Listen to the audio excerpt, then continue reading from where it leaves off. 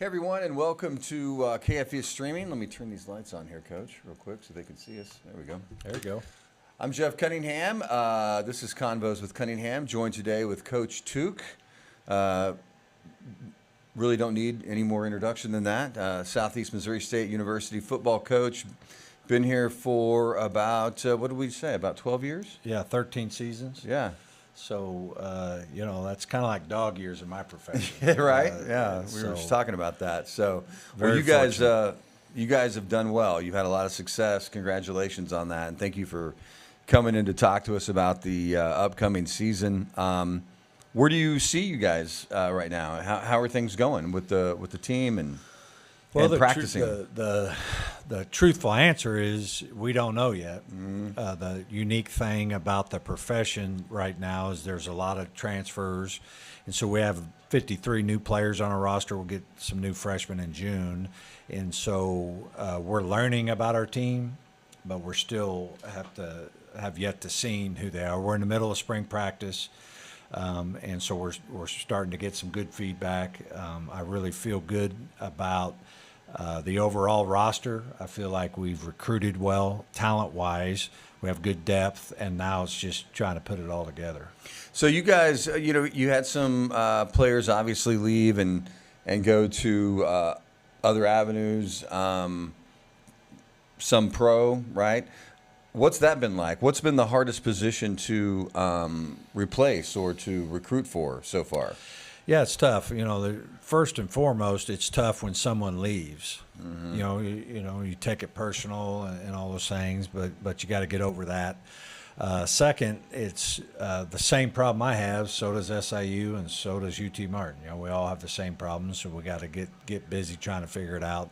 But it's basically big people. Mm-hmm. The line of scrimmage is what wins and loses football games, and so O-line, D-line are the priority.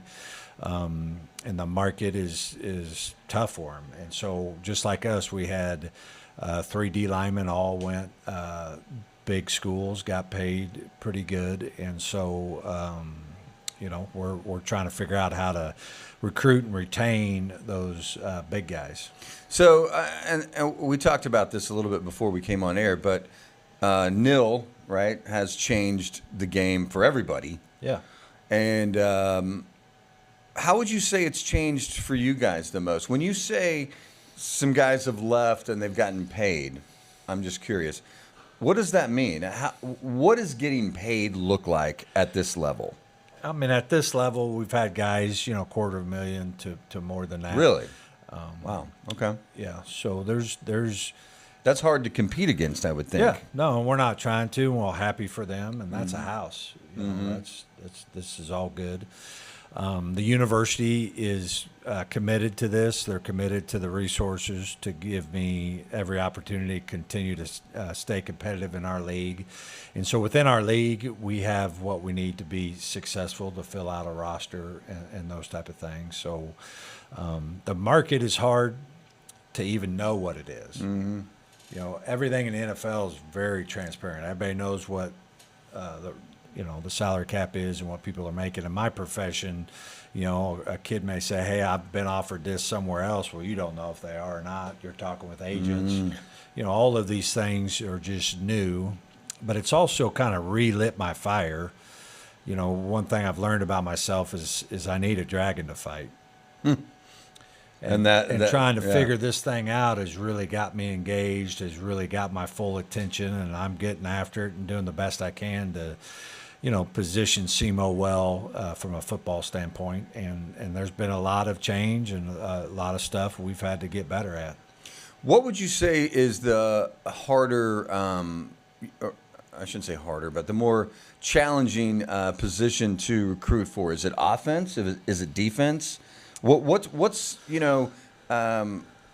is it hard getting quarterbacks, D-backs, or is it all hard or difficult, challenging? No, I mean there's definitely positions that impact the game more than others, right? Mm-hmm. And so obviously when you talk about a quarterback, if you have a proven quarterback, he can make a lot of money, and you got to make sure that you're competitive that way. That's the hardest to find, and really, we're probably going to create a proven quarterback than go out and recruit a proven one. And so that's always a challenge, but it's still the line of scrimmage. I've had all kinds of great little people. I mean, they're everywhere.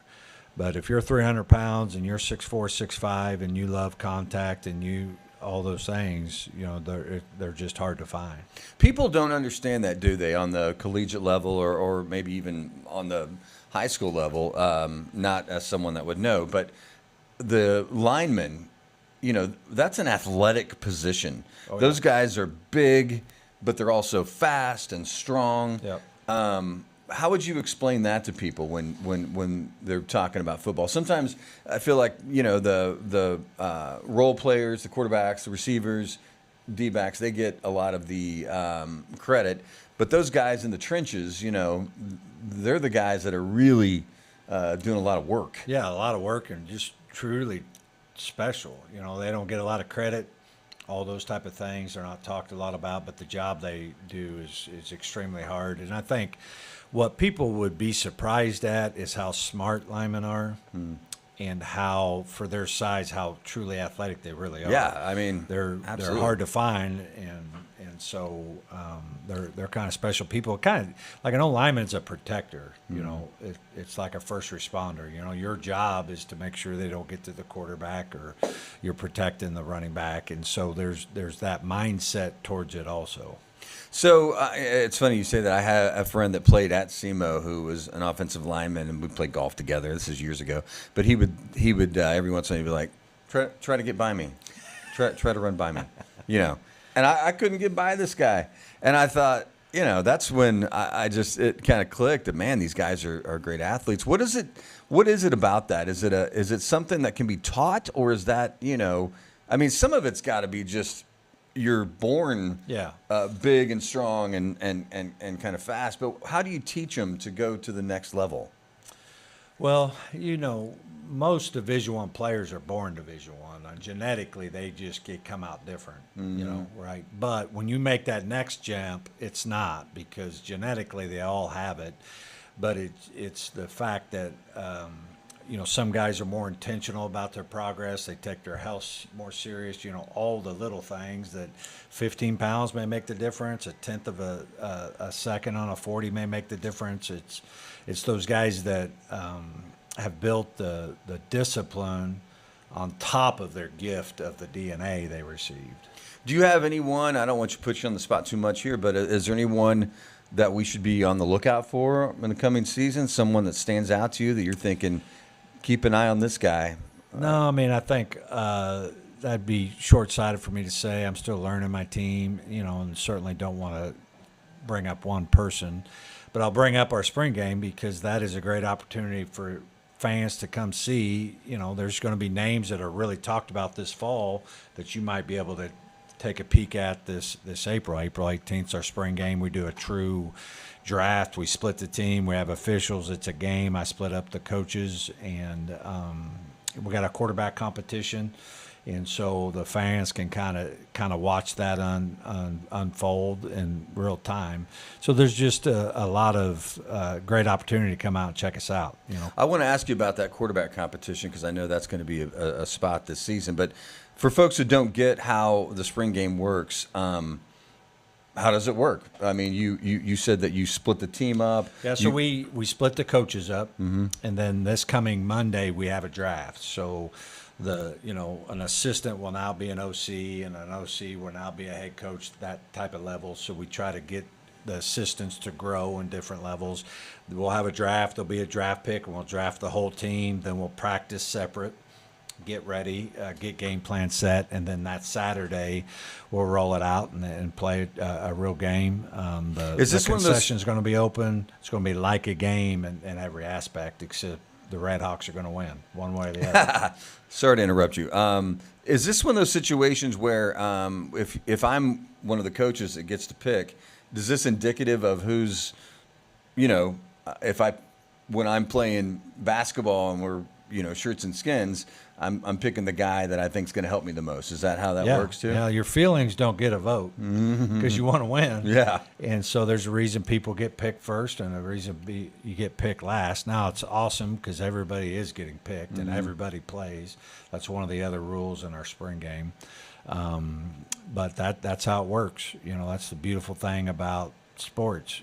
We could try to make life easier as much as we can, but some things are what they are. And, it's up to us to meet those standards. What do you get out of the spring game? What does the team get out of the spring game? Why is it important? Well, one, it's an opportunity to have fun. I tell them the 14 practices are mine. Practices ain't always fun, but playing's fun, and they're going to get that opportunity to play. They're going to play in front of their fans, and probably more importantly, their families. Their families will come watch them, and so that's always fun. But really, what I'm looking for is who are we? Like, who is this team? And you really need the lights to come on. You need officials to come out. You need all of this stuff so we can get a better feel for this team. That way I know where we're at and what it is we got to get better at. So you mentioned the quarterback competition. That's an open spot, right? Yeah. This season, we don't know where that's going to go just yet. What can you tell us about it? How's recruiting been? Who are the contenders? Yeah. So one overall thing that you guys should know is we tweaked our recruiting model a little bit, and that we are going to recruit a mobile quarterback. And so, number one, you have to win from the pocket. If it's 3rd and 8 and everybody knows we got to throw it, we need a guy that can throw it. But we won't take a guy that, can't get out of trouble, can't, move the chains with his legs. So all 3 quarterbacks that we have in our battle right now are mobile. And so that'll probably be the first thing that you see. And what are their names? I'm sorry. So we have Johnny Weber, who's coming back. He's I think started maybe 4 games last year. Was a redshirt freshman, stepped in for some injuries. We have Chance Wilson and Braylon Ragnar. So Chance is a transfer from Montana State, and Braylon is a transfer from Georgia State. And so all 3 are great people. They're all, live out our identity. The one thing about the quarterback position is you not only have to be a good player, but you got to live out the identity. You got to be one of our best leaders. You got to be one of our toughest, all those type of things, which they really have.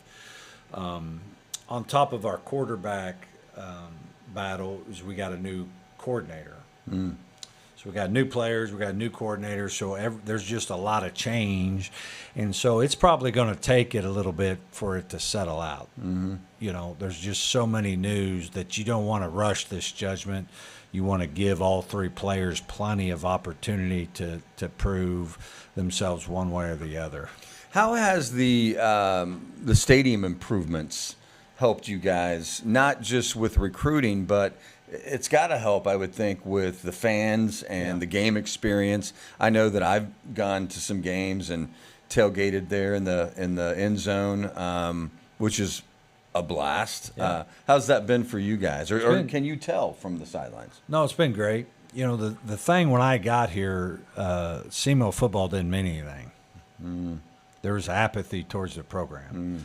Like, what was wrong with SEMO football is no one cared about it. And it's hard to care about something that loses that much, right?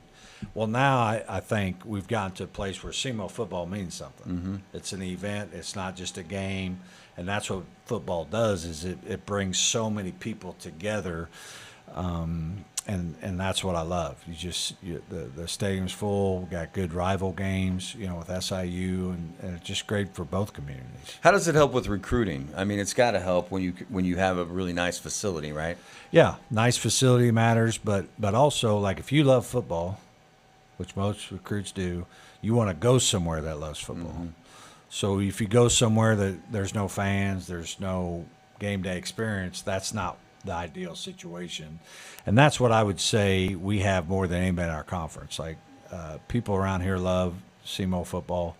We've had great crowds, and it's fun to be a part of right now. We had Dr. Hodson in a few weeks ago, just talking about,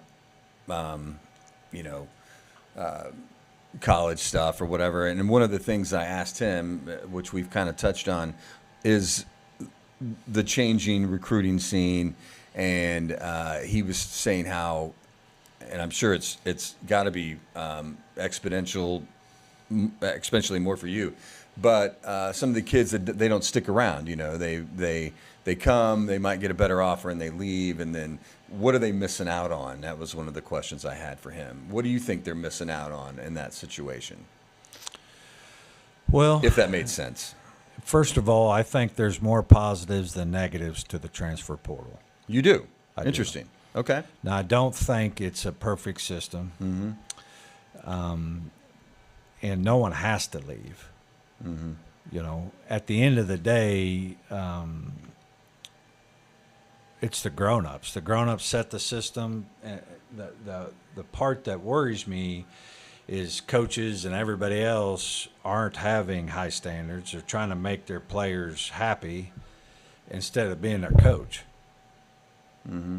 You know, because you're scared of he getting in the portal and all this stuff. We don't do that here. Get in the portal. I don't leave. You know, You almost have to have that mentality, don't you? A little bit. I don't know. I think life's a lot. I seem to sleep a lot better when I'm okay with whether they come or go. My job is to recruit guys that are going to like it here, that love playing for me, and I'm going to make them better. And then at the end of the day, if they like playing here and they know they're a better player for staying, then they might stay. Ryan Flanoy is a good example of this. So I'm bringing him back for the spring game. He plays for the Cowboys. He's a wide receiver, played for me for 2 years. But the portal was there for him to leave, and he didn't leave. He didn't leave because he knew that we were going to do everything we could to make him better. Wherever he went, they wouldn't have cared about making him better. They would have only cared about what he could do for them. And he ended up getting drafted. That's the story I tell a lot of players. When you transfer a lot, what happens is you don't get any better because they don't know you well enough to know your strengths and weaknesses, and they can get you better in that. Because ultimately, your best chance to play in the NFL is to play your best football.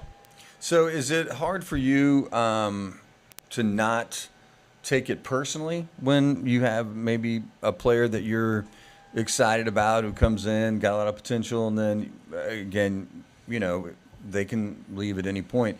Is it hard as a coach not to take that a little personally? No, I mean, that's human nature. I mean, there's, you know, but after the 40th kid that did it, you kind of get used to it. You kind of get over your feelings after the 40th time. Yeah. And so it just is what it is. Like I have come to peace with this, and really the reason I do this is to impact young people. So if you think about it, I'm going to have more impact because I'm going to have more players that have a little bit of my DNA in their life. My roster, I'm going to bring in 50 next year too. So I'm going to be able to get a little Coach Tuke and a lot more players. And so it's a good thing, you know. When you have players coming in, when you're recruiting, what are beyond physical talent and strength and things that we've talked about, DNA, like you said, what are some of the most important, like for kids that may be listening to this, what are some of the most important things that you guys are looking for up here and that are kind of the intangibles? Yeah, I think people would be surprised that the measurables aren't, you know, they are what they are, and certainly you have to hit some measurables, but really it's about fit. And when we look at a player's, does he fit SEMO football? Does he fit me? Do you love football? Because there's a lot of people that love the idea of playing football. They love the Instagram, they love the jersey, but they don't love football. They don't love weight room. They don't love practice, and you really got to love it to play college football. Number two is just your character. You know, it is just so hard that if you have any major character flaws, it's going to show up in college. It's going to show up in football. And kids that have been resilient, been through something, tells you a lot about it. Self-motivated players. You know, if you need a locker room speech, then you're not a Division I football player. And I'm not sure how you could be successful if you need motivated. So we look for those type of individuals. But, you know, all the things that your grandma tells you, it works. She knows. You need to listen. Yeah. So when you have those, speaking of that, this popped into my head. When you're down a couple touchdowns at halftime, does that halftime speech help? And what do you say to get them motivated? You know, that's the crazy thing about my job is you need to meet your team where it's at. So sometimes they need an encouraging word. And sometimes they need a chair to fly across the room. How do you know the difference? And you know because how did they respond to what you said? If you get a good response, then you know you met them where they're at. I remember we had a home playoff game, first home playoff game ever, and we're down, I don't know what it was, maybe 21-7.5. We're in our feelings. We dropped some passes, and I'm talking. And I can tell they're mentally hijacked or emotionally hijacked from the first half. Yeah. They weren't listening. And I snapped a chair across the room because I had to get them out of their, pity party they were having. But other times, you know, it's like, hey, calm down. We're fine. And you remind them of who they are. Then they go out there and do it. So that's the art of coaching is there's not one way to respond. But there is the way to respond that's going to get the results we all want. And that's why you got to be really connected and close with your team so you know where they're at and how to handle them. You guys, since you've been here, like you said earlier, you've had a lot of success. I mean, obviously, SEMO has improved. The football program has improved since you've been here. And congratulations on that. What do you think you've done that has resonated so much that has allowed for the success that SEMO has had these past few seasons? Well, I just think most of our success are because of other people. I mean, I think you win with people. I don't care if you're a newscast guy or you're an insurance salesman. Like, it doesn't matter. You win with people. You got to get the right people. If you get the right people on the bus, you'll figure out where to drive it. But if you don't get the right people, it won't matter. Your scheme could be as good as it could be, but you'll fail. You're talking about coaches, the whole coaches, deal. players, administrators, like everybody. It just takes so much. But I value people. I'm not just trying to collect talent. That I'm not going to give on standards of who we are and what we're about just because you can run fast, those type of things. And I think I played the long game. So when you play the long game, I think there's more stability. You know, there's more traction that you can get. And I think people in our area just appreciate that, probably wish I'd win a little more, but I think they appreciate that we're trying to do things the right way here. I think people understand you'd love to win every game. Yeah, right. Yeah. So, what's this coming season? Who are the teams that you've got on your radar? I mean, I know, again, you want to win every game. We want you to win every game. Yeah. Are there certain teams looking ahead that you're thinking these guys look pretty good? We're gonna have our hands full with these guys. Yeah, we got a good schedule. I'm excited about our season opener. We get to go to Indiana State on the road. It'll be a tough test to open up on the road with a new quarterback, new coordinator, all these type of things. So I'm excited about that. I'm excited about going to Iowa State. Iowa State is a proud program. Yeah, have won a bunch. They were nationally ranked the last 5 years. They love their football up there, so that's going to be fun. And, of course, our rival, SIU game, they're going to be talented. They bring back their quarterback, who's one of the best players in FCS football. And that game means something. Last time we were there was about 12,000 for that game. When we played them there this year, it was packed, sold out. And so those are, of course, the games that we circle, that it's just a lot of fun to get ready for them. Do you have a situation ever where you go to Iowa State or somewhere that's a bigger name, say, and it's kind of like in Hoosiers, when they're going to play in the state championship, and Gene Hackman's character is like measures the goalpost, Sure. and it's the same, as it is back in Hickory or whatever. Do you find that situation where you got a big stadium that seats tens of thousands of people, more than Houck? Do you have to prepare the kids for that? Is that something mentally you have to do? Yeah, absolutely. I think it all comes back to belief. You're a competitor. I'm a competitor. If you believe that you can win, right? You got a good chance. But if you really don't think you can win, you have zero chance. And so a lot of the things, we listen to what we hear, and the spreads 28 points or all these things aren't helpful as a competitor. And so you just try to remind them about our preparation, remind them about all the hard work, remind them how good they are, and that belief starts to set in. But you got to earn it a little bit, and you got to prove it to yourself by practices and the plays you make during that time. But certainly we address that in those type of moments. But those are the moments you'll remember. You'll tell your kids, "Hey, I played Iowa State. We play KU, we play Mizzou, and we play Ole Miss. That's the next 4 big games." And so these are all life highlights that you're going to be talking to your grandkids about. And so it's a great opportunity to talk about how you handle those moments. You guys have had some challenges the past few months, I'd say. How's the team been holding up as far as that goes with some of the things that have happened for you guys? No, I think that the honest answer is time will tell. Every time I turn around, it just feels like I'm talking about everything but football. We lost several assistants, and we had to deal with that. And then, we had a player death that we had to deal with. Just kind of every time we turn around, had this social media thing go viral. So, just all these things.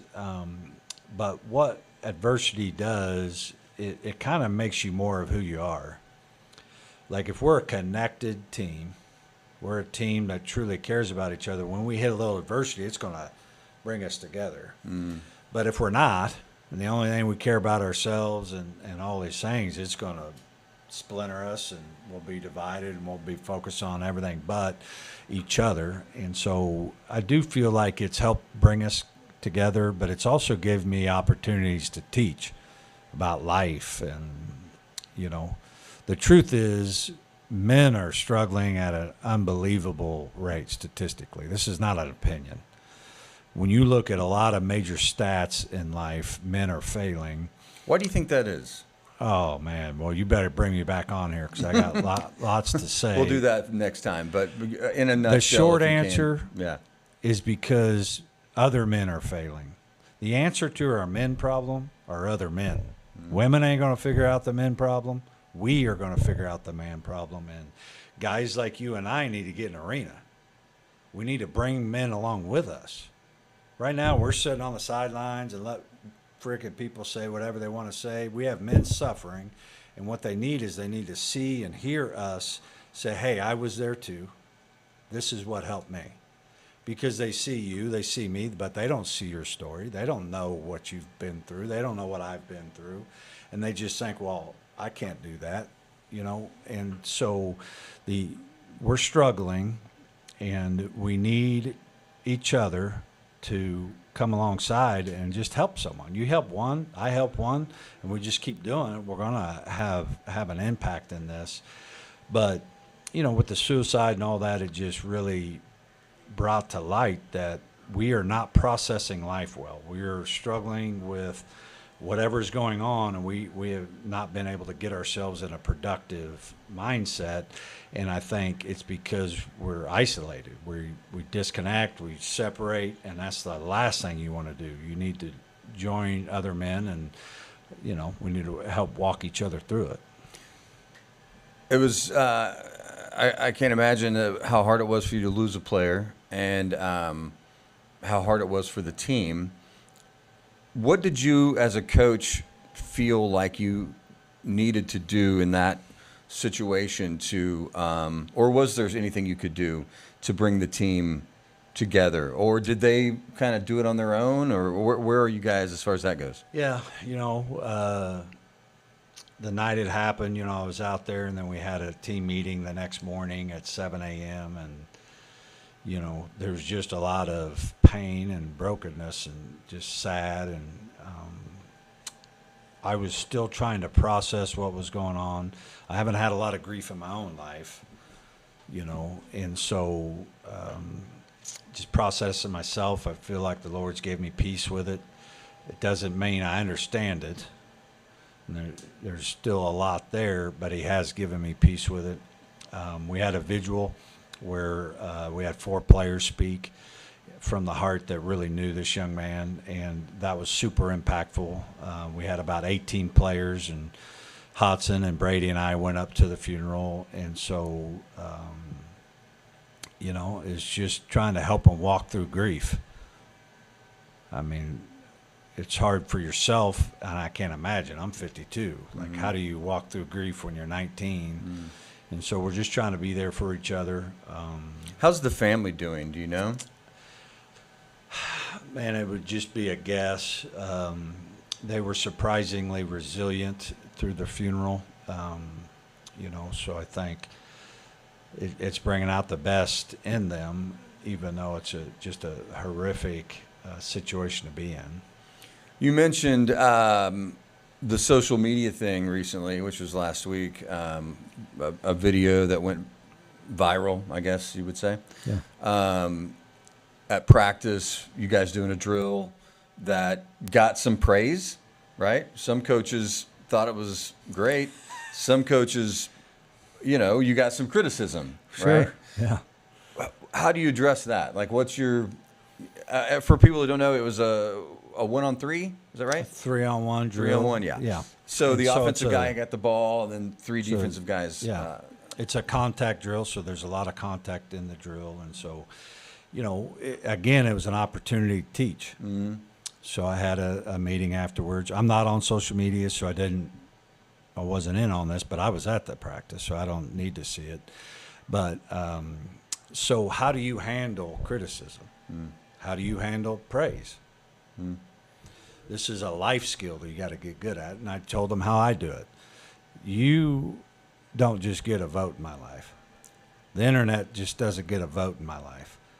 So I either have to love you or I have to respect you for you to have a vote in my life, praise or criticism. And so that's how I handled that situation. Now, that being said, there's nothing more important than our player safety, and so talk to our players and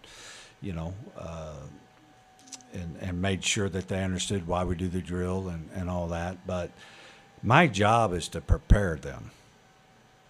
Like, what makes football different than any other sport? Contact. So do you do contact? Or do you say, I don't want to do any contact, even though Iowa State's can't wait to hit us? Like, you have to prepare them for contact, and I just think that contact bothers people. I think if they really knew football like I knew football, it bothers some people. Do you think part of the criticism, and this is not just for you, but for football in general, is head injuries, right? And that was part of the criticism, I think, from that video. What do you guys do? Like you said, to prepare for a game, you got to be ready to have contact. Right. And there might be the potential for injury anytime. On both sides, the hitter or the hitee. Anytime you take to the field. That said, I don't want to make light of it. I mean, nobody wants anybody to get hurt. Yeah, so what do you guys do? There would not have been a penalty in that drill. If those tackles were perfectly legal. And so, but we have to teach it. And really, the game's safer than it's ever been. We spent a tremendous amount of time teaching safe ways to tackle and safe ways to get hit. And so I think that way the game's never been better. Like, even I've not been in it forever, but we've way changed our techniques to take the head out of the game. The head is out of the game, or you try to make it that way. And so I think we've made a lot of progress. The game's never been safer, but it is a contact sport. Like, it's like life. You can try to make life easier, but cancer's coming, death's coming. It's coming. And so I think you got to get ready for it. And what I found, I've done that drill since I've been here and haven't had any injuries, but what I found is you don't get injured by the hits you see. You get injured by the hits you don't see, blind sides, those type of things. When you're preparing and you know it's coming, your body's amazing at protecting itself. And we only ask them to do one and the whole time they're in our program. But what happens is the confidence. Like, once you do something hard, have you ever regretted it? Yeah. You come out of that drill, what happens? Hey, I'm ready to go play Iowa State. Hey, I could take a hit or I could deliver a hit in a safe way and all these type of things. And so that's my philosophy around it. But it was an opportunity to talk to our players, and I am not for everybody. If you're not a tough person, you're not going to enjoy playing for me. And so it also helps identify our people. So it's viral moments. Some recruits don't want to come here, and that's good because we want our people, and we're very clear about who we are and how we go about our business. And so a lot of our recruits, they're coming to our spring game. We have about 75 signed up that are, excited to be Red Hawks and would lean into that drill. Well, Coach, we're running out of time, but I do want to, once again, tell us when the spring game is and what people can do to support you guys. So April 18th, the spring game. It's at 6 o'clock. The thing that I do want to get out there is we're having a kids camp. So I'm bringing 3 former Red Hawks that are NFL players back. Who is it? Ryan Flanoy with the Dallas Cowboys. We got Christian Wilkerson with the Buffalo Bills. And then we got Mike Ford with Atlanta Falcons. They're all coming back. They're going to coach a kids camp before the spring game. So any male or female, 1st grade to 8th grade, can come be a part of the camp. You can sign up online.